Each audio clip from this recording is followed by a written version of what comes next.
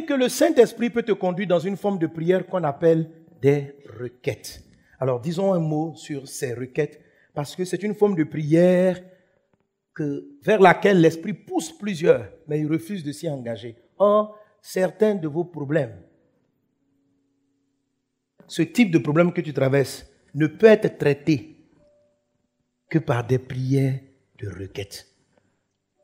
Il y a d'autres types de problèmes qui peuvent être traités par des supplications, mais ce type-là ne peut être traité que par des requêtes. Amen. Le mot requête a été interprété d'un mot grec qui est anteuxis. Dis avec moi anteuxis. Anteuxis. Dis à ton voisin, je vais t'anteuxiser. Je vais t'anteuxiser. Je vois que si tu dis ça à quelqu'un dans la rue, il va croire que tu es en train de l'injurier ou que tu veux le tuer. Ce n'est pas un mot qui réconforte quand tu entends. Je vais t'anteuxiser. Ça ne réconforte pas. On va t'intoxiquer. Tu vois des trucs comme ça. Tu dois apprendre à anteuxiser des situations. Dis avec moi anteuxis. Amen. Alors, donc, c'est celui qui est traduit par requête, mais on aurait pu le traduire aussi par un autre mot, par le mot entrevue. Amen. Anteuxis, ça parle d'une entrevue. Le mot littéral, ça veut dire une entrevue. Une entrevue, c'est avoir un tête-à-tête avec Dieu, où vous parlez, vous discutez, tu lui parles d'un problème. Quand vous avez besoin de direction, quand vous avez besoin d'orientation, il ne s'agit pas de supplier seulement, il faut anteuxiser la situation. Anteuxiser, ça veut dire qu'il faut discuter avec Dieu. Il y a des personnes qui ne sont pas exaucées parce que Dieu veut les requêtes. N'oublie pas que requête, c'est anteuxis. Amen. Est-ce qu'on est ensemble? Alléluia. Alors ils arrivent vers Dieu. La fille, elle dit, elle veut se marier. Papa, je suis fatigué. Je t'en supplie. Je vais me marier. Je vais me marier. Dieu veut te parler. Il n'arrive même pas à te parler. Il veut rentrer en mode anteuxis. Je dis, je vais me marier. Je suis fatigué. Je suis fatigué des messages. Tous les jours on parle. Oh, Dieu dit, attends. Oh, je veux rien. Oh, marié. Quand on dit cette année, j'ai trop entendu les promesses. Seigneur, je suis fatigué. Mon âge est en train de partir. Bientôt, je vais atteindre la ménopause. Je veux. Dieu ne peut pas placer un mot. Exi. Oh. Tu es en train de faire des supplications. Tu es en train de faire des prières de combat. Tu es en train de faire des cris. Mais tu ne sais pas où Dieu veut t'amener. Et vous savez, quand vous faites vos palabres de grève comme ça avec Dieu, là, sachez que vous n'influencez pas. Hein. Dieu est très calme et serein. Il te regarde. J'ai dit, je suis fatigué. Il dit, ok, continue. Je veux prier. Si tu fais mal, je viens me plaire à l'église. Je vais devenir païen, tu vas voir.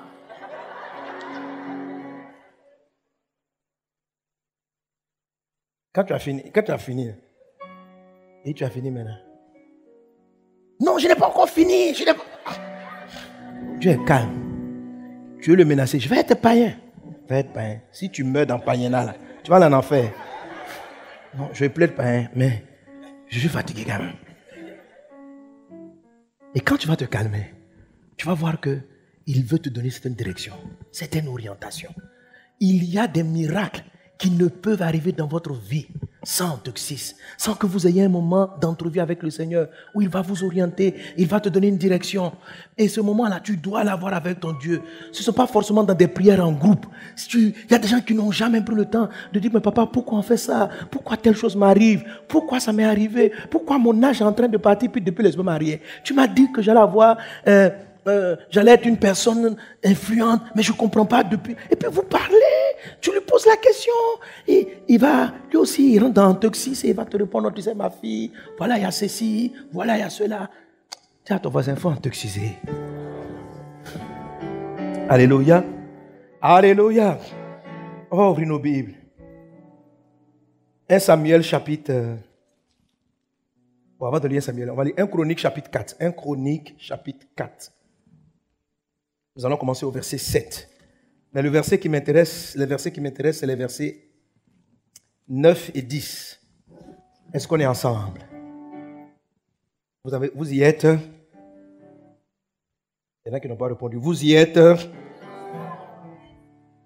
Presque. Bon, on commence. Les retardataires. Je vous ai dit de repartir à l'école du dimanche si vous ne savez pas où sont les livres de la Bible. Pour arriver à chronique, c'est voici le chant qu'on apprend à l'école du dimanche. Genèse, Exode et Lévitique, nombreux Deutéronome, Josué, Jugé, Ruth, 1, 2, Samuel, 2 rois, 1, 2. Donc, tu as trouvé 1, 2 rois, 1, 2 chroniques, Esdras, Néhémie, Esther, Job, Psaume. Moi, je n'ai pas fait l'école du dimanche, je me suis converti un peu vieux, mais j'ai appris le chant de l'école du dimanche. Apprends le chant pour connaître ta Bible de Genèse et Apocalypse. Amen. Amen. Vous y êtes? Tu es arrivé là-bas sans chanter, c'est bien. Amen. Ok, à partir du verset 7, on y va. Donc, remontons même au verset 6. Verset 6. Nara lui enfanta Ashuzam, Épher, Téméni et Atchatari. Ce sont là les fils de Nara. Verset 7. Fils de Éléa, Séret, Sochar et Étan. Excusez-moi, on va se tenir debout. Excusez-moi, tenez-vous debout. Verset 8. Kots engendra Anub et Atsobeba et les familles d'Acharchel, fils de Haroum. Verset 9 qui m'intéresse. Jabetz était plus considéré que ses frères. Sa mère lui donna le nom de Jabetz en disant « C'est parce que je l'ai enfanté avec douleur ».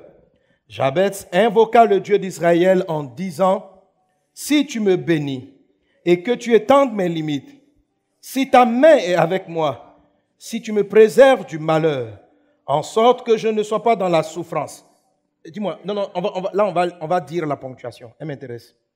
Quelle est la ponctuation? Point d'exclamation.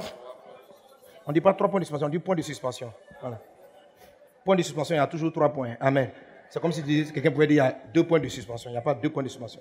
Donc, point d'exclamation et puis point de suspension. Et Dieu accorda ce qu'il avait demandé. Alléluia.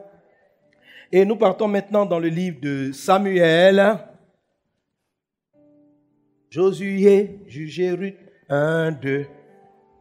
Amen. 1, 2 rois, 1, 2 chroniques. Donc, avant chronique, on a 1 et 2 Samuel.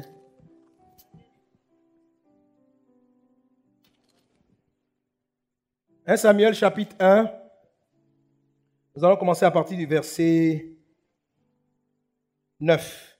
Lisons ensemble la parole de Dieu. Anne se leva après que l'on eut mangé et bu à Silo. Le sacrificateur Élie était assis sur un siège, près de l'un des poteaux du temple de l'Éternel.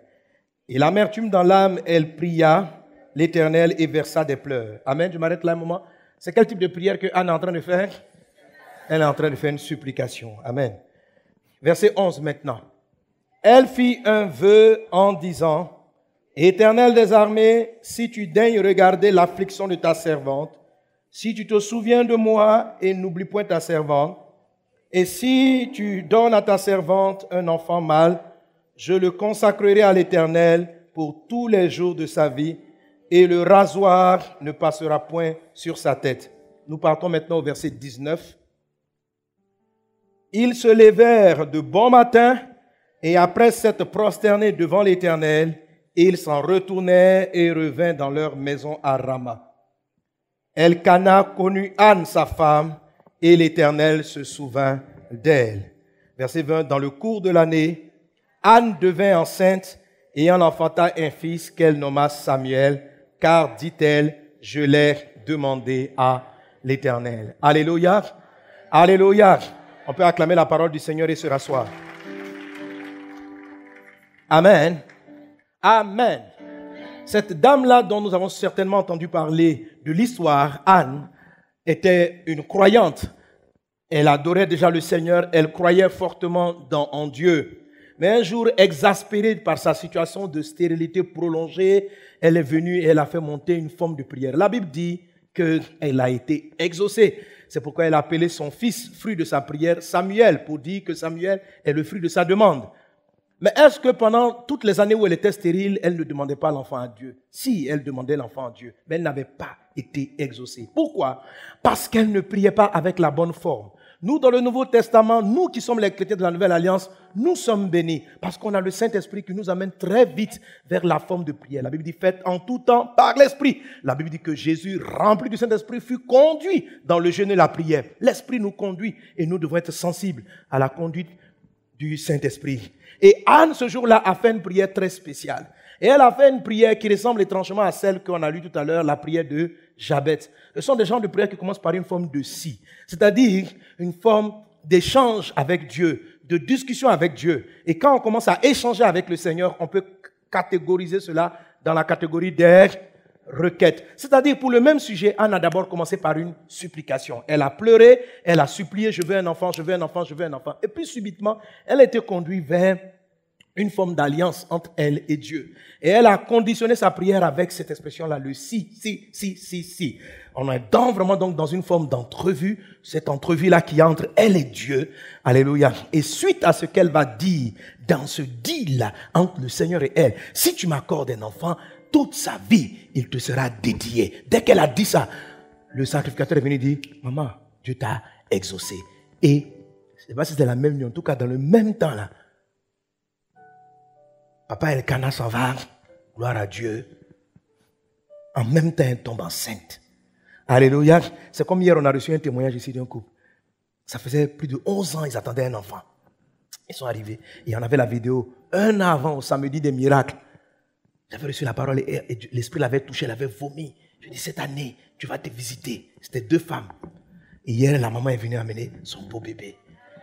Donc, on a revu la vidéo où il y avait la prière où elle a vomi, elle est tombée. Mais ce jour-là, vous savez ce qui s'est passé? Parce qu'en fait, eux, ils sont devant un homme, mais sans ça.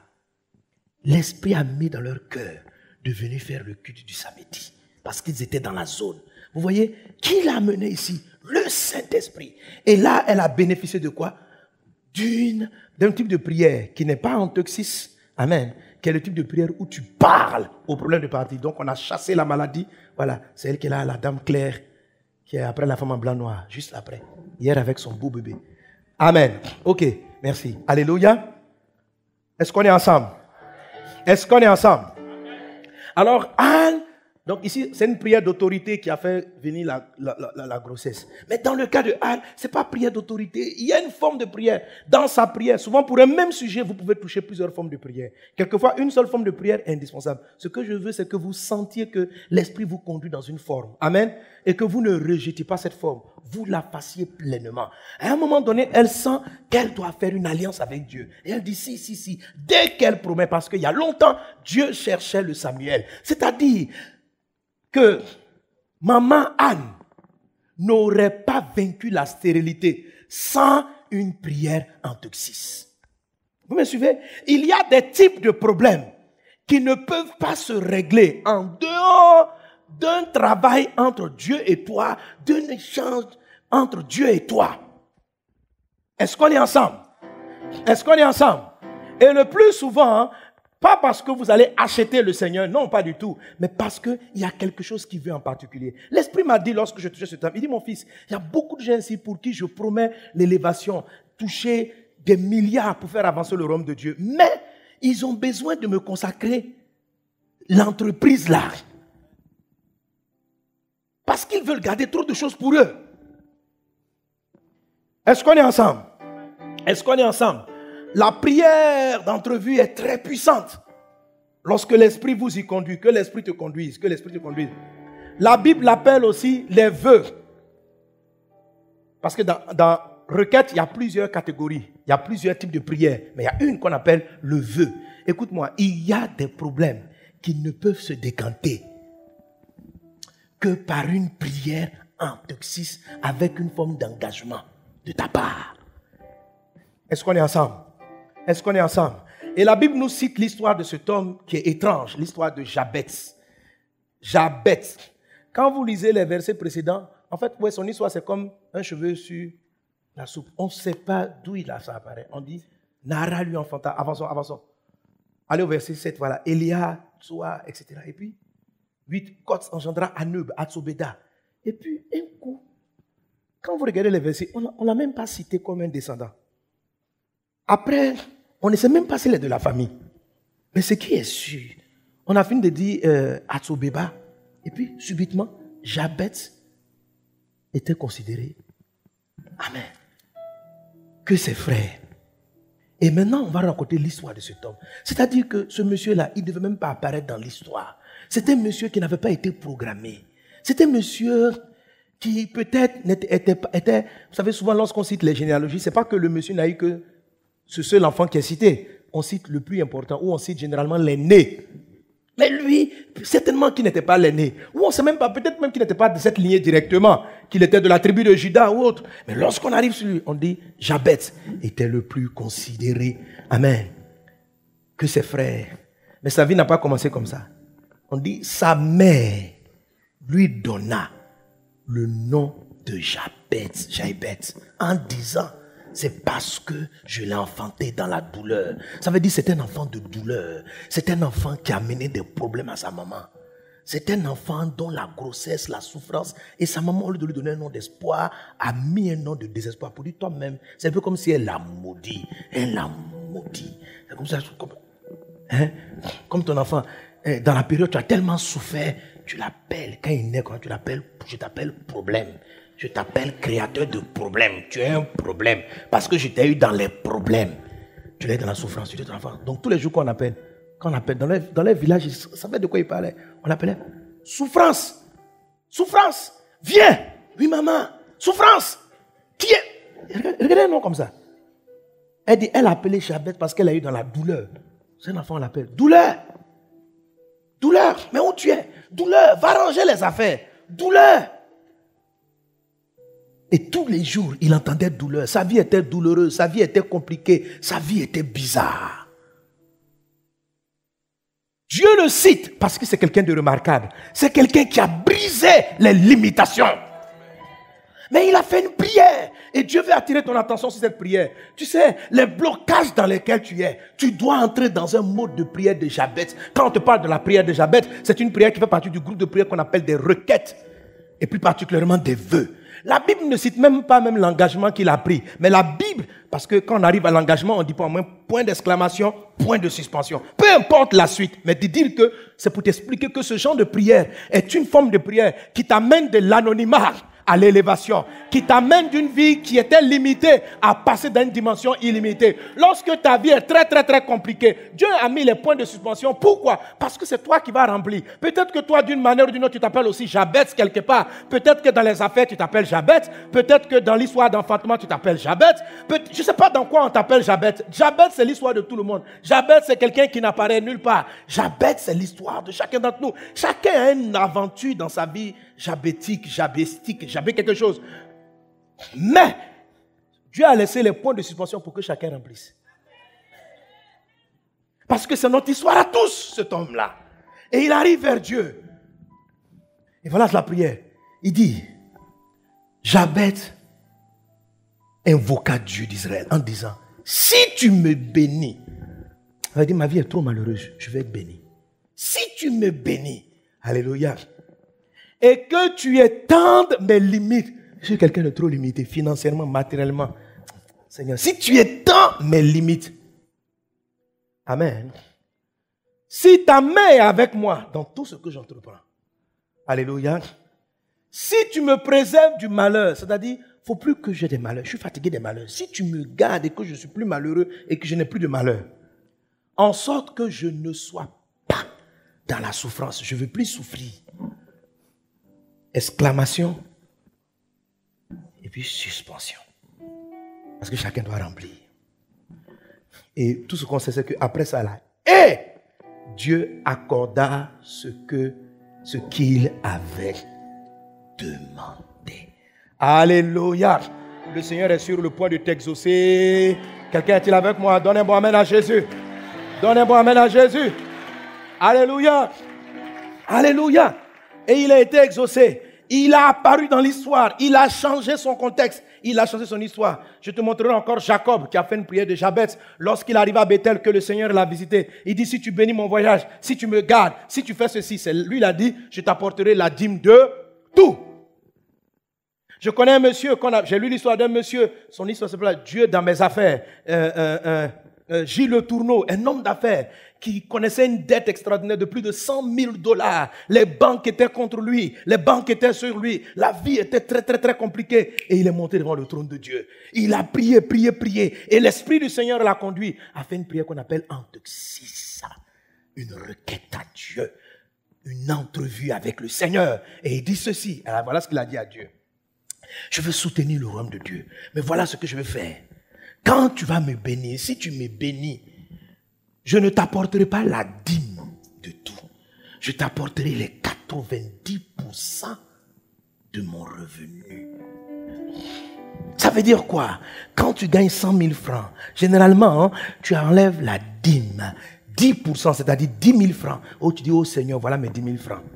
Et puis à Dieu le Créateur, toi tu donnes à Dieu le Créateur 10%. Et puis pour toi, tu gardes 90%. Et je ne comprends pas, il y a des gens qui, malgré ça, trouvent que la partie de Dieu là est trop élevée.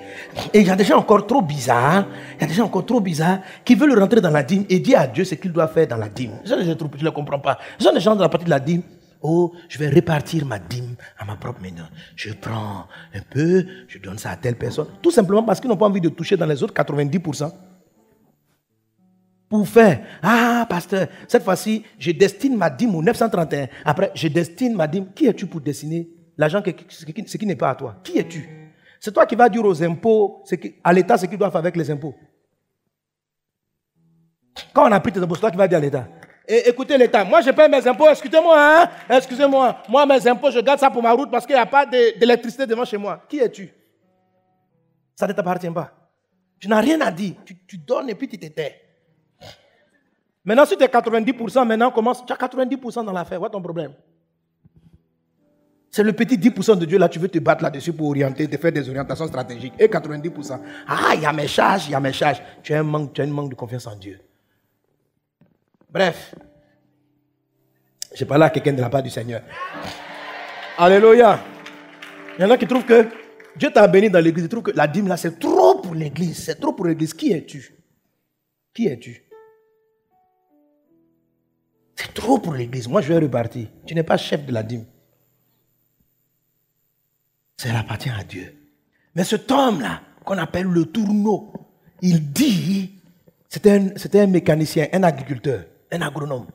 Il faisait les machines. Il a décidé. Donc lui, quand il a 100 000 francs, il donne à Dieu 90 000. Et puis il prend 10 000. Non, je vous conseille, cherchez son livre et puis lisez le livre. Le titre c'est quoi? Dieu est dans mes affaires, un truc comme ça. Le ciel s'est ouvert sur lui. Écoutez, la plupart des caterpillars, des machines qu'on utilise aujourd'hui, ce sont ses inventions. Des machines de levage. Il a eu une intelligence hors du commun. Il est monté à un niveau de connaissance extraordinaire. Dieu lui a donné une sagesse qu'il ne donne pas aux gens. Vous savez pourquoi? Parce que Dieu voulait cet argent pour financer l'évangélisation. Parce qu'en fait, lui, il a fait son vœu sur le Libéria. Donc, il a soutenu l'évangélisation du Libéria. Il y a des affaires que Dieu veut prendre. Il y a des projets que Dieu guette. Il y a des aventures dans ta vie, Dieu veut prendre. Il y a des foyers, Dieu veut les dédier. Il y a des enfants que Dieu veut pour changer des choses sur la terre. Et c'est dans une forme d'entrevue que Dieu va dire, ma fille, en fait, tu n'as pas compris le deal. Depuis là, je te coince. Parce que ton premier garçon, les deux premiers là, je veux que quand ils viennent, tu les consacres prophètes. Tu vas amener le pasteur, on va prier pour eux. Ils vont me servir. Tu comprends ça? Donc depuis là, je vais enfant. Ma soeur, tant que tu n'as pas intoxisé, tu ne seras pas guéri. Il y a des miracles qui ne viennent que par des prières qu'on appelle les requêtes. Que Dieu vous bénisse abondamment. Que sa grâce surabonde dans ta vie. Que sa faveur soit avec toi. Est-ce qu'on est ensemble? Est-ce qu'on est ensemble? C'est vrai, la Bible dit dans le psaume 76, verset 12. Mais je crois que dans d'autres versions, c'est le verset 13. Amen. De faire des vœux, mais il faut les accomplir. Vous savez, le message va vous exciter un peu. Donc ne vous précipitez pas pour aller faire des engagements trop rapides. Ok? Ah Dieu, je viens intoxiser. Je viens.